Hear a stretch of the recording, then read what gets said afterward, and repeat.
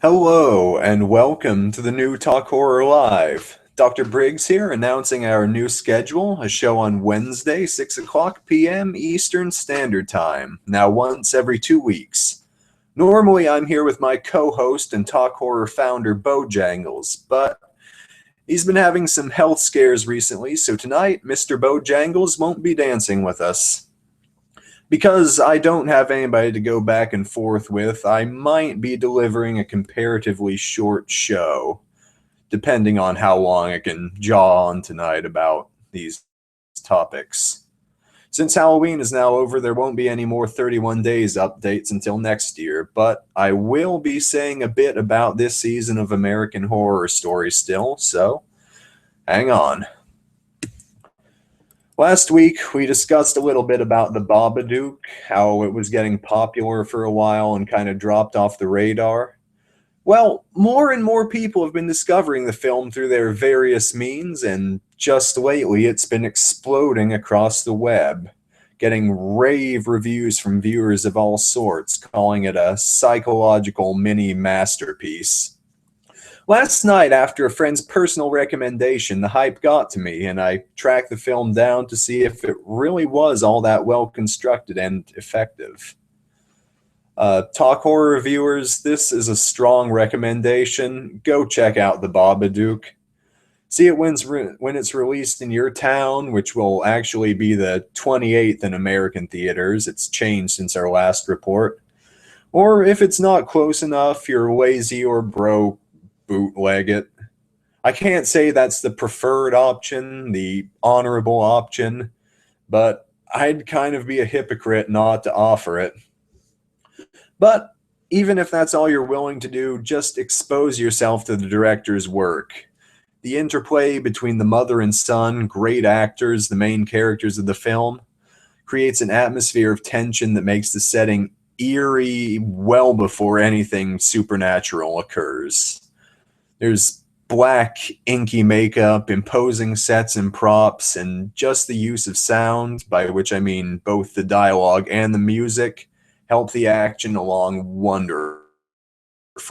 The pacing is remarkably well done for a modern horror film. There's no needless opening scare. There's no pointed lulls in the drama, and there's just enough teasing of the titular monster to make the terror more palpable without being too obvious. The only bit I can really heavily criticize is the climax, which, while it made sense, came across as a bit of a cop-out. It's something that's been done in haunting films before, and in my humble opinion, it's probably one of the laziest ways you can resolve those sorts of plots. Like, I can see a Paranormal Activity sequel eventually resorting to what they do in The Babadook, and it killing the franchise. Although, the falling action of The Babadook itself makes up for what I considered to be the poor climax, and the acting was good enough to sell it better than many films have, for what it was. I won't spoil that for you, but I will say that even with that, in my opinion, flaw considered, The Babadook is very much worth checking out if you can.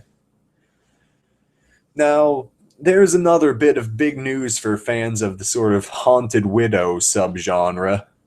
2012's The Woman in Black is getting a sequel, The Woman in Black, Angel of Death. I was not overly impressed with the original Woman in Black. I felt it kind of took a very basic ghost story and didn't do much to make it any more memorable. Now, the woman herself was supposedly banished by a typical ghost movie plot device, but comes back in the end for little reason. I will say it was a decent creeper with just a few too many jump scares and not quite enough, inherent dread put into the action. But the sequel, from what it seems, is going to be advancing the action to World War II and having the woman prey on a group of refugee children and their governess. While I'm guessing in advance this one is going to slash the budget, and from the trailer it kind of looks like it might have a similar ending to the Babadook, there may be a few things to look forward to. For one, I wouldn't mind seeing a little more personality to the Woman in Black herself rather than being a sort of copy-paste of La Llorona.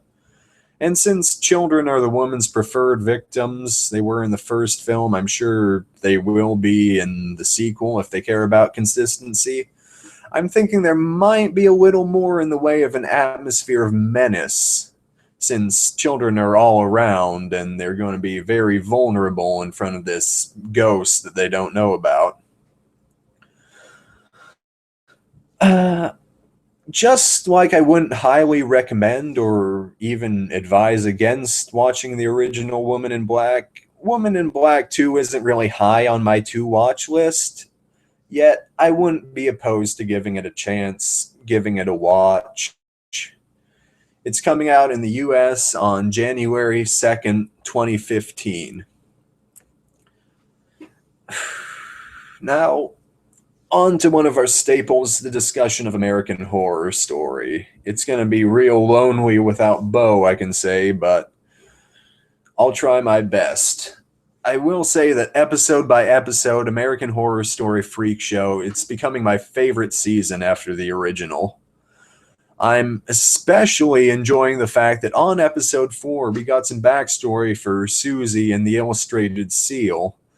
I was hoping we'd get some pathos out of the secondary characters, and the writers, in my opinion, really delivered. Quicker than I would have hoped. Twisty the Clown, whether you consider him secondary, tertiary, or whatever, whose own time in the spotlight really changed the game in episode 4, and by episode 5, Dandy, the rich kid, is becoming quite the independent killer all his own. Tonight, there's a new episode on, and I can't wait to see what happens to all the characters next. Great thing is, just about everyone has something major going on. Dandy's becoming a little killer. Edward Mordrake might come back. Spoiler alert. Desiree and Wendell might not be the happiest couple for very long. But yeah, everyone's about something going on at least, so I can guarantee we won't be getting a dull story, no matter whose it is. For more in the way of TV news, The Evil Dead's getting a TV series. It's just been announced for Starz. Right now, little information about the series itself has been released. We don't know yet if or how this will connect to the remake, but Sam Raimi's going to be involved, Bruce Campbell will be playing Ash, and the plot will center around a dead-eyed invasion of Earth.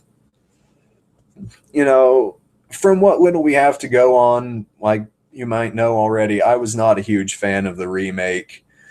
I'm glad we're following what the original series kind of established with what little we know of this TV show. It almost sounds like one of the kind of under the radar Evil Dead video games that came out, like I think in the early 2000s. We'll see. We'll see if we can keep, the charm and the humor after so many years without really writing the character of Ash, if Sam Raimi can pull it off. I certainly hope so. Evil Dead's one of the great horror films of all time. I hope we get a good balance of horror and comedy for.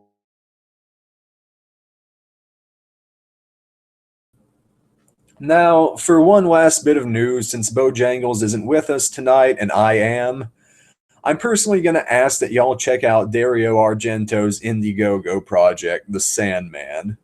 I know Bo is cynical about established filmmakers using crowdfunding, but come on. Dario Argento hasn't made a really solid horror film in years, and this, to me, is his chance to prove that he's not losing his skills as he gets older. To prove it's not him, but the scripts or the budgets.